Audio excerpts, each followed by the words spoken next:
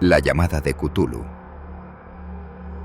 No hay en el mundo fortuna mayor, creo, que la incapacidad de la mente humana para relacionar entre sí todo lo que hay en ella. Vivimos en una isla de plácida ignorancia, rodeados por los negros mares de lo infinito, y no es nuestro destino emprender largos viajes. Las ciencias, que siguen sus caminos propios, no han causado mucho daño hasta ahora. Pero algún día la unión de esos disociados conocimientos nos abrirá a la realidad y a la endeble posición que en ella ocupamos. Perspectivas tan terribles que enloqueceremos ante la revelación o huiremos de esa funesta luz, refugiándonos en la seguridad y la paz de una nueva edad de las tinieblas.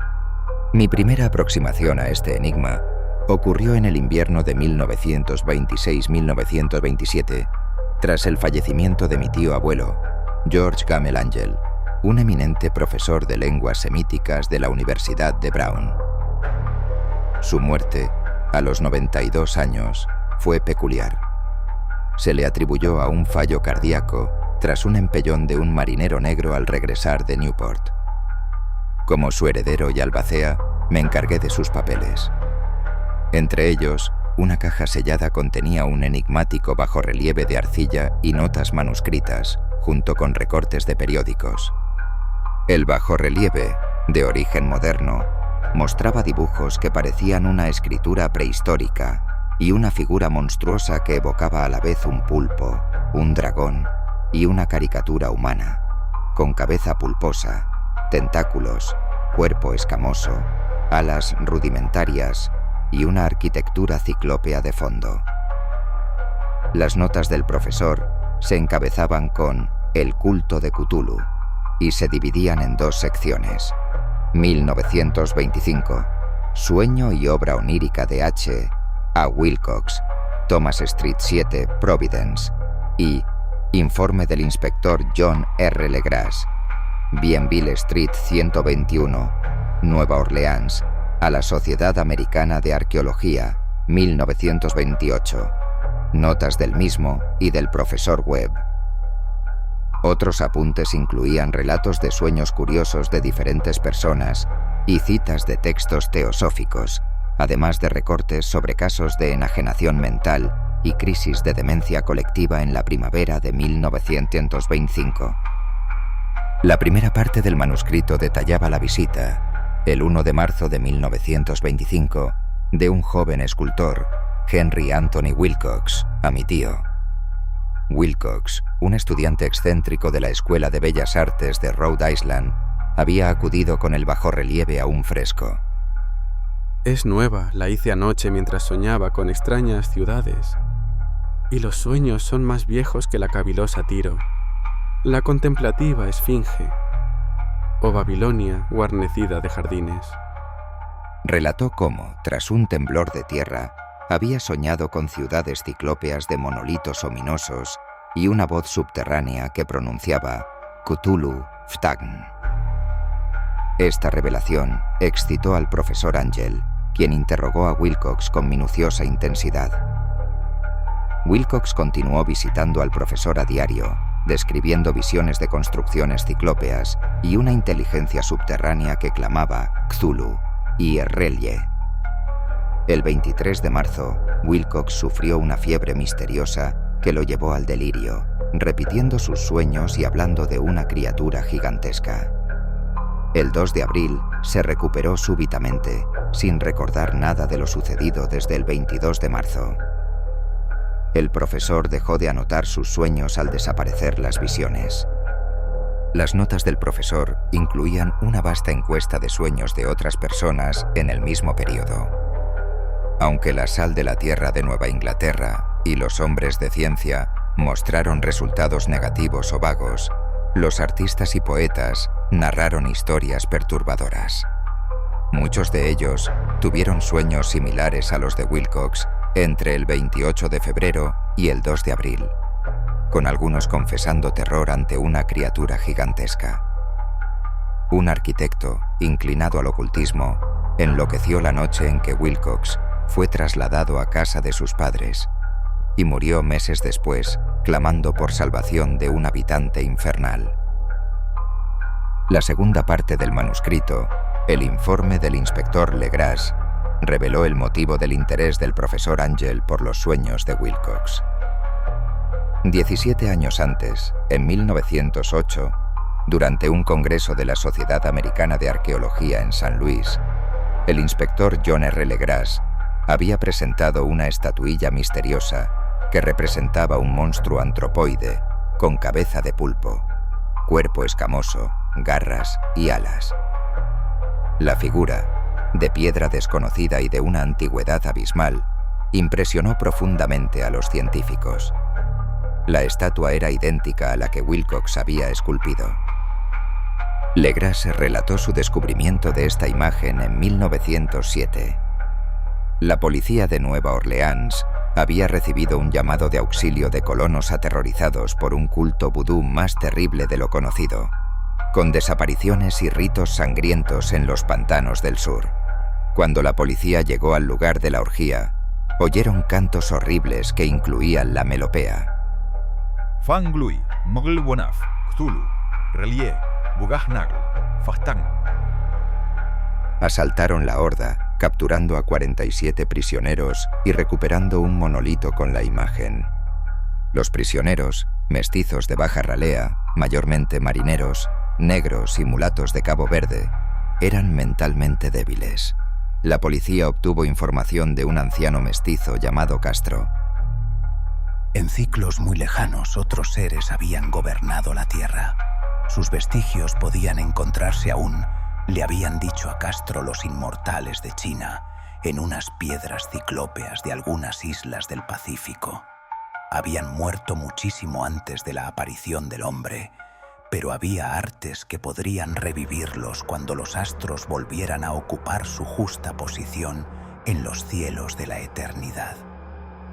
Estos seres, indudablemente, procedían de las estrellas y habían traído sus imágenes con ellos. La gran ciudad de piedra de Relie, con sus monolitos y sepulcros, se había hundido bajo las olas. Pero los recuerdos no morían, y los altos sacerdotes afirmaban que cuando los astros fuesen favorables, la ciudad volvería a la superficie. Entonces, los viejos espíritus de la tierra, mohosos y sombríos, saldrían de sus subterráneos y propagarían los rumores recogidos allá, en los olvidados fondos del océano. Castro no quiso revelar el tamaño de los antiguos ni la ubicación de su centro de culto, solo que estaba en los desiertos de Arabia, donde Irem, la ciudad de los pilares, aún sueña intacta. Mi racionalismo me llevó a sospechar que Wilcox conocía estos documentos y había engañado a mi tío. Sin embargo, al viajar a Providence y hablar con Wilcox, me convencí de su genio y honestidad, comprendiendo que la superchería había sido involuntaria. Había oído hablar del culto y subconscientemente lo había expresado en sus sueños y obras. El culto me siguió fascinando. Visité Nueva Orleans, hablé con Legras y examiné la estatuilla. Mi escepticismo se mantuvo hasta que, por casualidad, encontré un viejo número del Sydney Bulletin del 18 de abril de 1925 que había pasado inadvertido. El artículo reportaba el hallazgo de un buque a la deriva en el Pacífico Sur, el Vigilant, que había rescatado a un superviviente en estado de delirio y un cadáver. El superviviente, Gustav Johansen, segundo oficial de la goleta Emma de Auckland, apretaba una horrible piedra que había encontrado en el yate abandonado y que las autoridades de Sydney no pudieron identificar. El Alert, el yate abandonado, era conocido por su mala reputación y su tripulación, mestizos que realizaban incursiones nocturnas en los bosques. Zarparon apresuradamente después de la tormenta y temblores del 1 de marzo. Johansen era un hombre de excelente reputación. Las noticias me probaron que el culto de Cthulhu tenía fieles seguidores tanto en el mar como en la tierra. Viajé a Dunedin y Auckland para investigar. En Oslo descubrí que Johansen había muerto accidentalmente, golpeado por un paquete de periódicos. Un terror oscuro me invadió.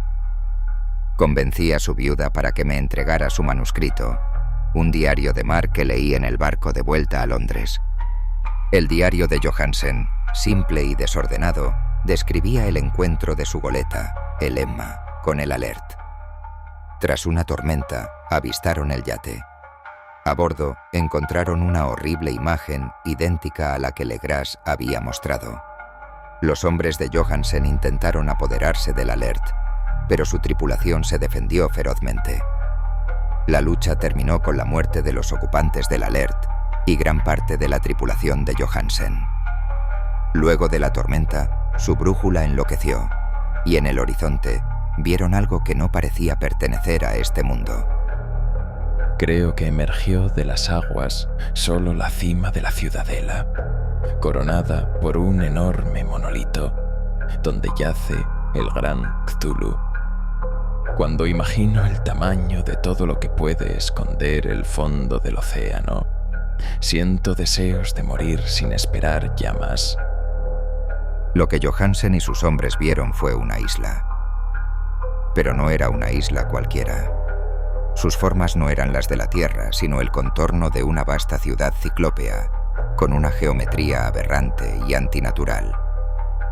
La isla, que era la cima de R'lyeh, emergió del océano con sus monolitos y sepulcros. Intentaron explorarla, y un hombre, Donovan, logró abrir una puerta gigante y pesada que no parecía horizontal. Solo yo y Bryden llegamos al bote y nos dirigimos desesperadamente hasta el Alert, mientras la montañosa monstruosidad descendía por los escalones de piedra resbaladiza y se detenía, titubeando, a orillas del agua. De la puerta abierta, un horror sin nombre se deslizó. 3 hombres fueron barridos por patas membranosas antes de que nadie tuviese tiempo de volverse. Que descansen en paz, si hay algún descanso en el universo. Eran Donovan, Guerrera y Angstrom. Parker resbaló mientras los otros 3 supervivientes se precipitaban frenéticamente en un escenario infinito de rocas verdosas. Johansen jura que fue absorbido hacia arriba por un ángulo que no debía estar allí. Un ángulo agudo que se había comportado como si fuese obtuso. Con el Alert en marcha, Johansen y Bryden huyeron, mientras la monstruosidad descendía por los escalones de piedra resbaladiza y se detenía a orillas del agua. Bryden, que estaba herido, murió días después por lo que parecía ser privación, su mente nublada por visiones de abismos líquidos y saltos cósmicos. Johansen fue rescatado por el Vigilant, pero los horrores que había presenciado lo habían transformado. No podía hablar de ello sin parecer loco, así que decidió escribirlo todo antes de morir. El documento de Johansen, junto con el bajorrelieve y los papeles del profesor Angel, reposa ahora en la caja de lata, una prueba de una verdad que ojalá nunca vuelva a unirse.